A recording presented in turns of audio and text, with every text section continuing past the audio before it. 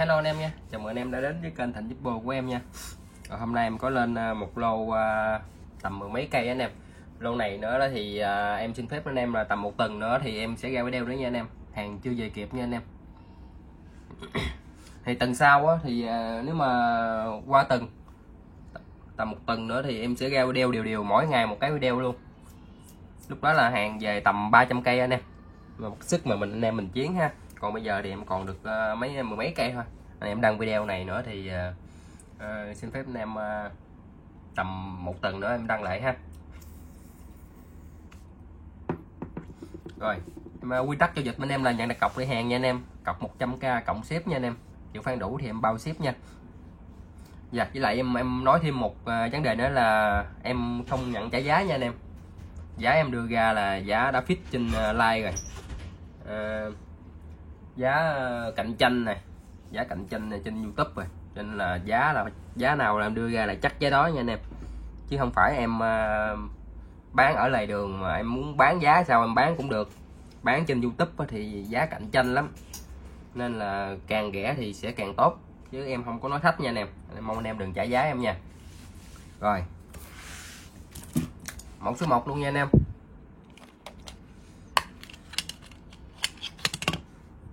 Mẫu số 1 là một cây một cây xì gà được ốp em full nắp nha, sản xuất năm 96. Ở đây có bị ra đồng nhẹ một cái hay nhẹ nhỏ xíu thôi. Tình trạng new full box, ruột 97, vỏ 96, tạch 5 cho phép ha.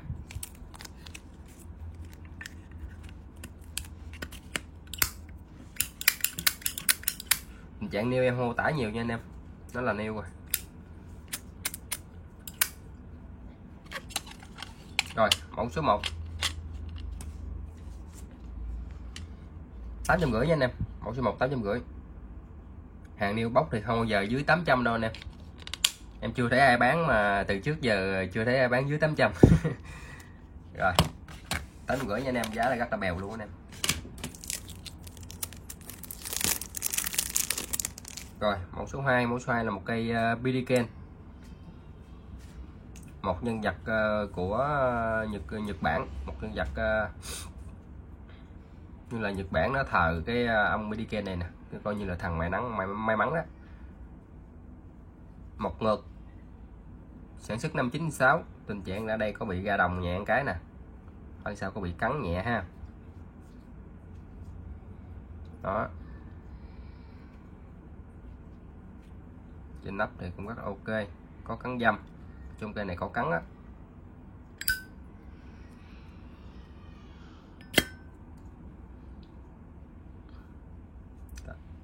Tám mươi 94, 95, 96, 97, vỏ 96 là 5 ha, là 5. Trạng này vệ sinh rất là sạch sẽ.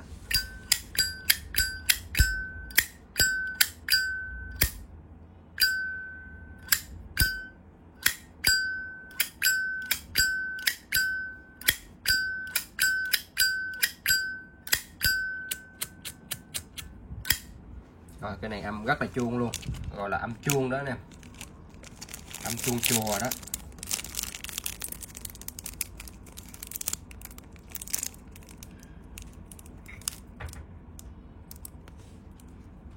Một triệu mốt nha anh em, tại em thấy có cắn quá em để triệu mốt nha, đây em bán triệu 2. Cây này mà nêu ở đâu dưới 2 triệu đâu anh em. Rồi mẫu số 2 1 triệu mốt nha. Anh em chụp màn hình gửi của em nha, cho dễ em dễ nhìn ra. Rồi tiếp theo lên mẫu số 3.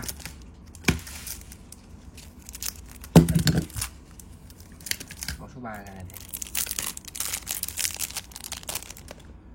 một cây mồi thuốc, chủ đề hình như là chủ đề nói gì một tên cớp hay gì không anh em không biết nữa. Chủ đề khắc mòn sinh hãng nha, chủ đề còn sinh hãng. Ở đây có bị cắn nhẹ chỗ này một cái thôi. Trước khi đi hàng cho anh em thì em sẽ đánh bóng lên cái nữa cho nó ok luôn, tình trạng là ok.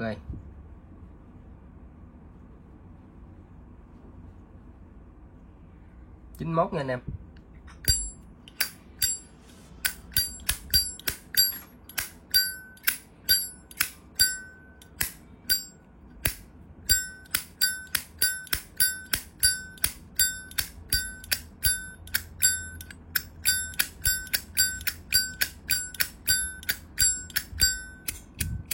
âm chuông. Rồi cây này gục 89 nha anh em. 89 nó có bị cắn hai cái nè, cho nên là em sẽ fix giá xuống luôn. Cây này nếu mà nó không lệch 2 năm, cái này là 2 năm nha anh em, em báo lệch 2 năm nha. Em không có gục thay vô. Lệch 2 năm thì em bán cái mức giá thì tính theo lệch.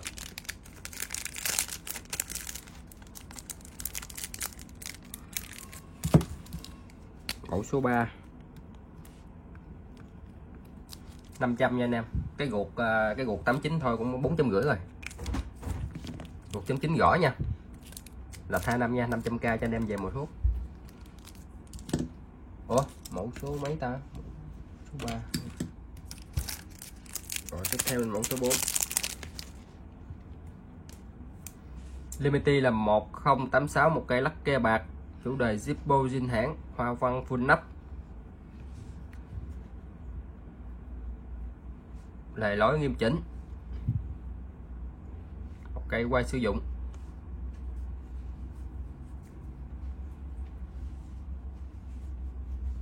Sản xuất năm 92.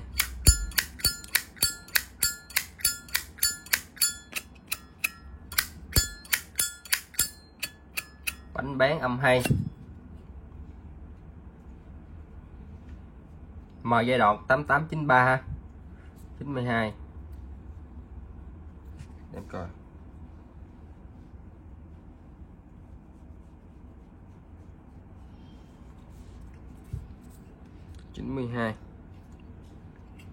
M giai đoạn.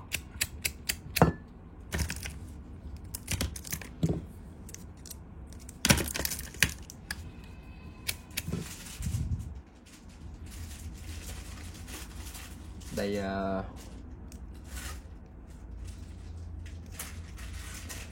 có lưỡi gà, em coi lại cái lưỡi gà.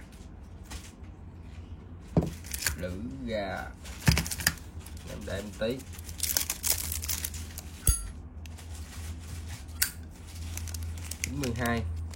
Lưỡi gà chặt góc rồi nha anh em. Chặt góc rồi. Đây, nó chặt góc rồi nè, mà giai đoạn 8893 mà lưỡi gà chặt góc rồi nè, của 9X nha anh em.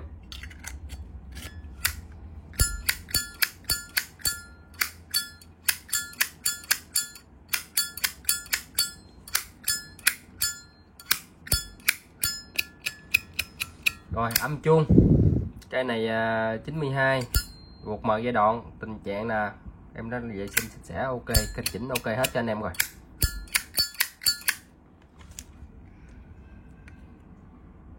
Chủ đề Zippo, hoa văn vuông nắp nha anh em.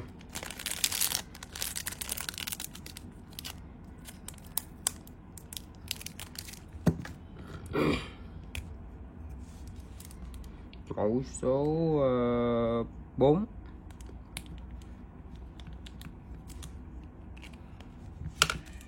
$650k nha anh em. Rồi tiếp theo là mẫu số 5. Mẫu số 5 một cây Sonic Rat. Tình trạng là đẹp, hoàn hảo luôn. Sản xuất năm 92, 89, 90, 91, 92. Sản xuất năm 92. Guộc vàng. Đây có. Rồi guộc mời giai đoạn luôn nha anh em. Đây mời loạn mà gửi gà chặt góc rồi nha anh em. Giai đoạn 9X nha. Gửi gà chặt góc rồi giai đoạn 9X. Trùng chuẩn nha.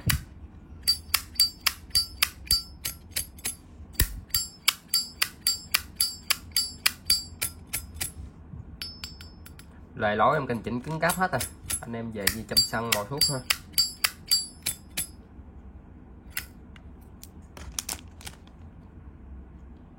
Một cái thư chủ tịch Sonic Rat.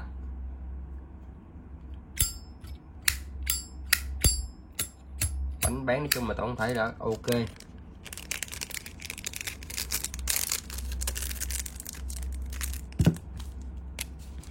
Mã số 5. 1 triệu nha anh em. Mã số 5 1 triệu nha. rồi rẽ dưới ra. Mã số 6. Mã số 6 là một cây 91, âm rất là hay. Vỏ cục trùng 91 nha anh em.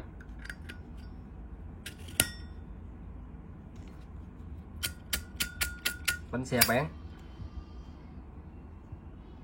tổng thể là qua sử dụng rồi.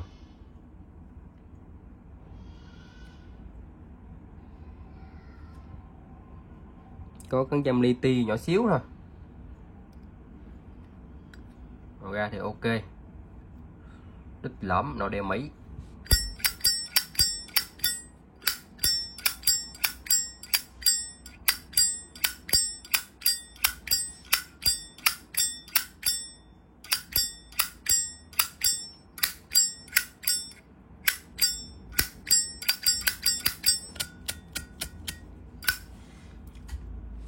Rồi cái này âm thì rất là beng luôn. Chủ đề về một cái nước gì này em không biết.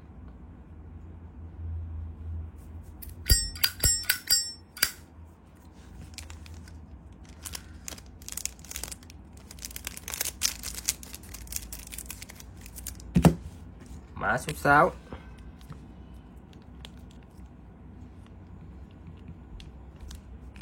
$550k.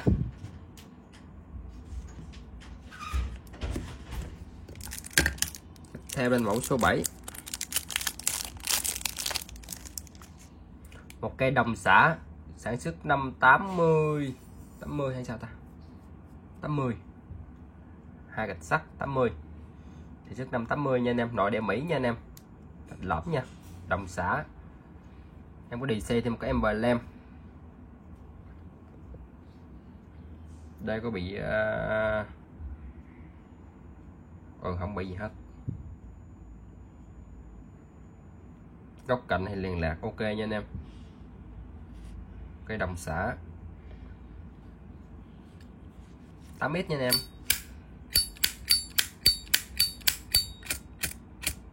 Bánh xe thì em đã thay rồi nha anh em. Bánh xe yếu quá em thay bánh xe mới rồi ha.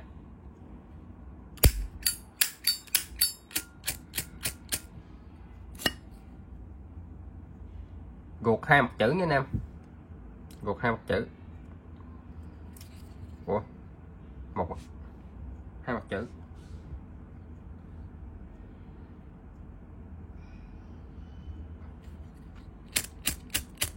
Bánh xe mới em thay thì nó rất là ok luôn anh em. Nó rất là bén. Bán dữ lắm, bán luôn. Bánh xe loại tốt nha anh em. Anh em nhìn găng nữa nè.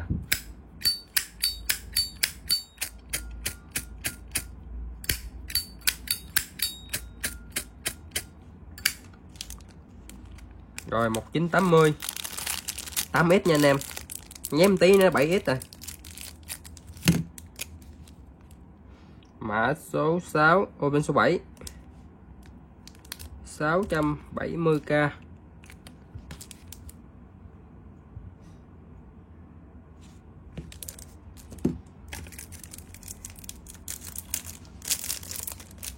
Mã số 8. Một cây chim. Cây này anh em nhớ hình như có một cái set của nó. Một set nó gồm 4 cái. Cây viết với lại cây ga với cây zippo. Nguyên một set nó luôn. Hình như new hình như 2 triệu mấy á. Mà cái này nó qua sử dụng thôi. Nó qua sử dụng thì nó là dạng như dòng mồi thuốc rồi. Nó không còn là sưu tầm nữa.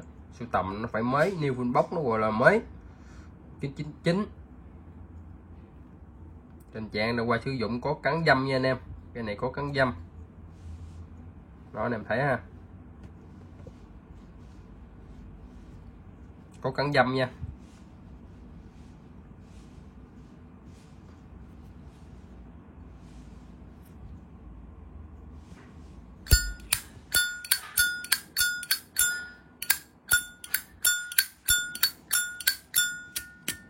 Cái này lưỡi gà rất là khỏe, cho ra tiếng âm rất là hay.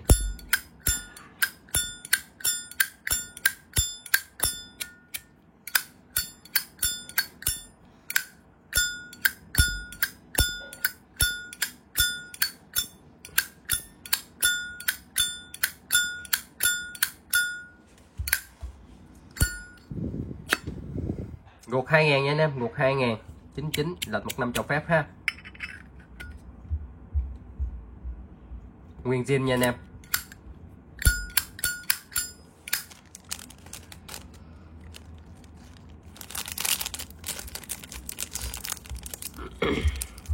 Cây số 8 550k nha anh em, 550. Em bán giá mà vừa túi tiền không anh em? Em lấy cũng 400 mấy rồi.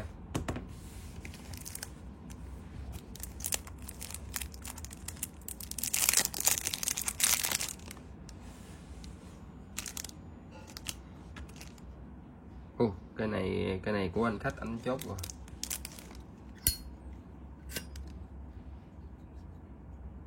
Cái này của anh khách anh chốt rồi. Lên qua anh chửi chết.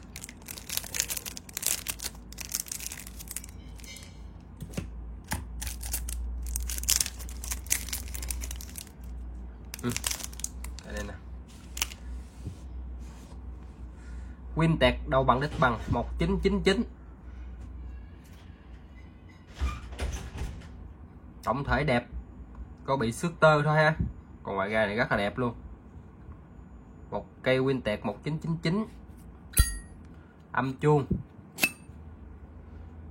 vỏ cục trùng 1999, guộc đẹp, vỏ đẹp, không có gì miêu tả thêm. Lại lối nghiêm chỉnh, guộc đẹp, vỏ đẹp, cây này rất là ok luôn anh em ơi.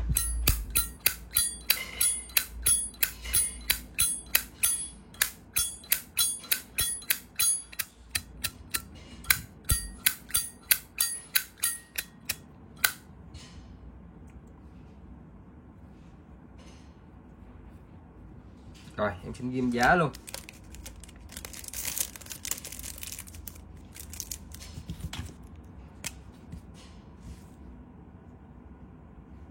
Mã số cái này mã số số 9 ha, số 9. Mã số 9 500. Mã số 9 500. Rồi một cây đẹp như thế này.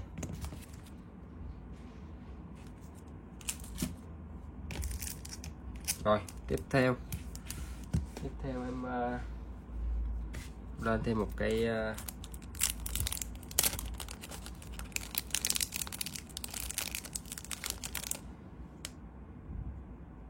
cái này không dám đụng mạnh nha anh em, cái này dòng sưu tầm không dám đụng mạnh.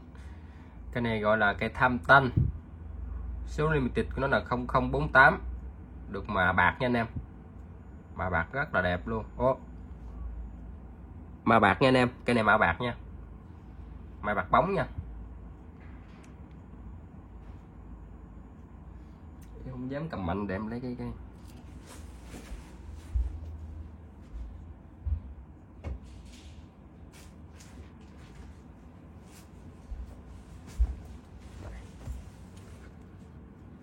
tại vì nó là lớp bạc nên là nó cầm nó sẽ bị cầm là nó sẽ bị ố vân tay, nó bị lên nước nha anh em.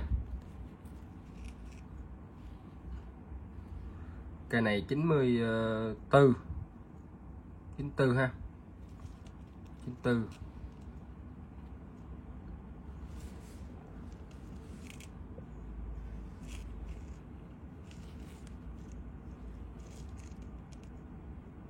Tổng thể còn rất là đẹp, nó là new mà, new full box. Cây này là nó bị hết pin rồi nha anh em, để lâu quá nó bị hết pin nha anh em, về bỏ pin vô là lụm. Nó là new full box nha anh em.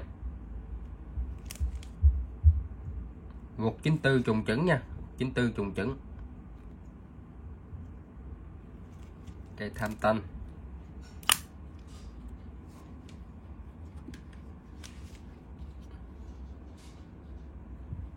Đây nó sẽ là như vậy này, sẽ có một cái bóc dùng riêng cho nó nha. Đó, sensor chưa anh em. Cây này em cưng trứng ngỗng rồi. Cây này định sưu tầm kẹp cũng đem mà bán à.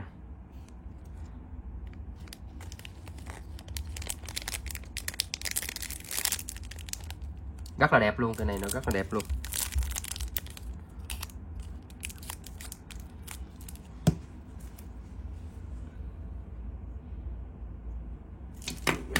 Cây số 10.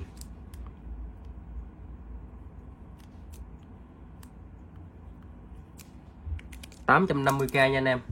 850. Đây em sẽ có một cặp luôn. Một cặp Brush Ring. Một cặp là Brush Ring, một cây bạc bạc luôn. Anh em chơi sưu tầm anh em hốt hai cây này về. Chân rất là đẹp. Brush Ring. Tham tanh luôn.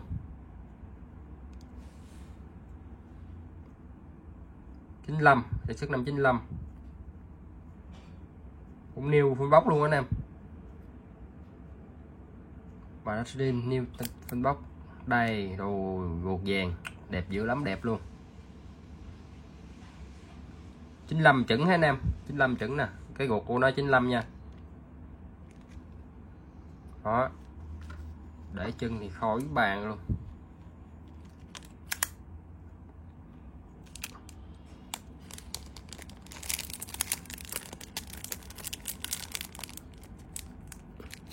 Rồi cái này em cũng bán là giá 850 luôn nha anh em.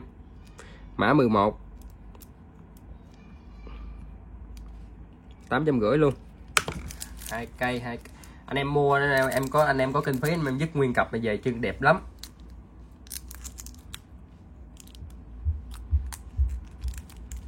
Rồi, mã 12.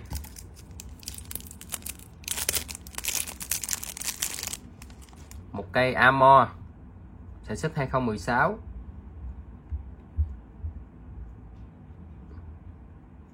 Cái kiểu của nó khắc xoáy xoáy nha anh em, cái kiểu xoáy xoáy nha, tâm xoáy nha. Tình trạng có cắn nha, có cắn, tâm xoáy.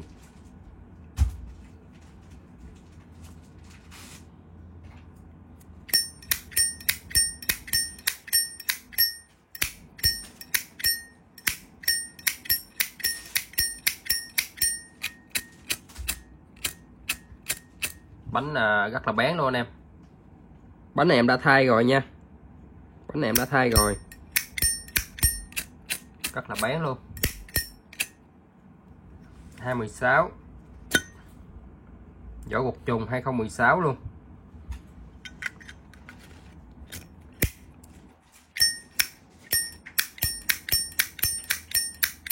Amor thì âm nó thì khỏi chê luôn. Rồi, cây bằng sấy rất là đẹp.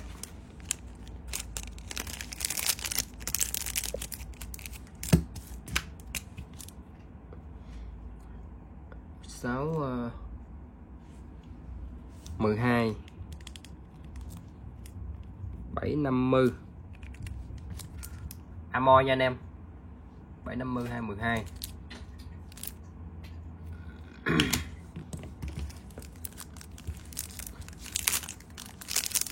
Tiếp theo lên cho anh em một cây Brush xả. Ở đây có bị cắn không biết cắn gì, hình tròn tròn không biết nữa. Dạng thì rất là ok luôn.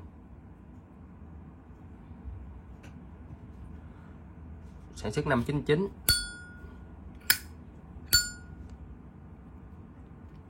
Đồng xả nha anh em.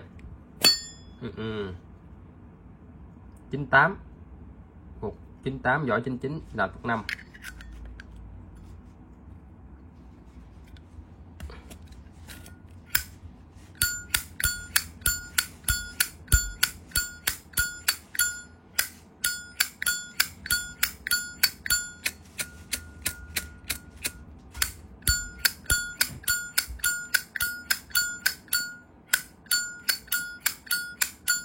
Rất là beng luôn, âm chuông.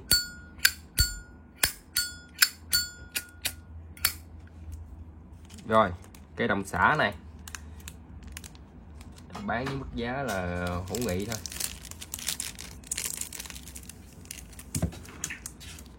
Cây 13.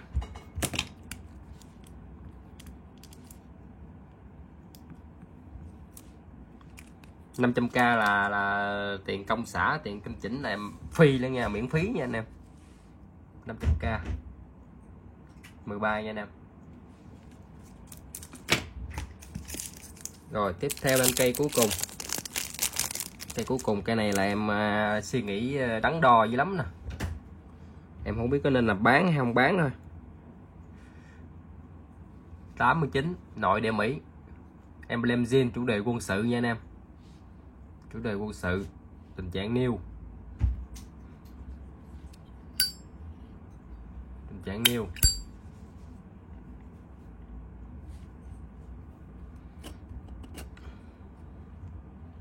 Gục 89 chuẩn.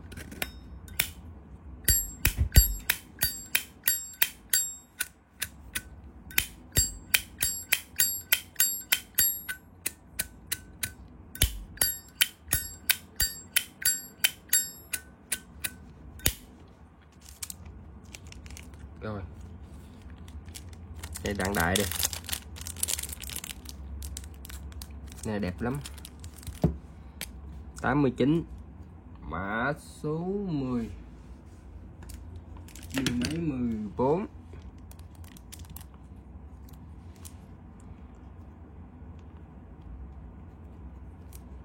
$900 nha anh em, mã 14 900.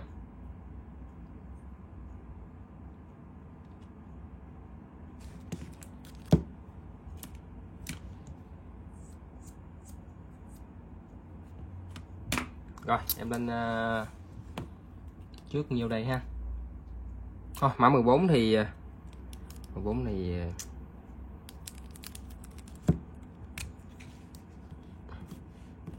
xin lỗi nha, em tiếc quá, tiếc cái cây này quá, không có nỡ bán, xin lỗi nha anh em. Cây này bỏ nha anh em, cái này để em chơi thời gian đi, em tiếc quá. Rồi em lên trước 13 cây nha anh em. 13 cây. Anh em thích cái nào thì chụp màn hình gửi qua em ha.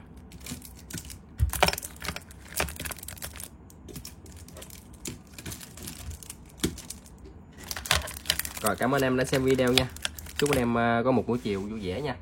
Rồi tạm biệt anh em.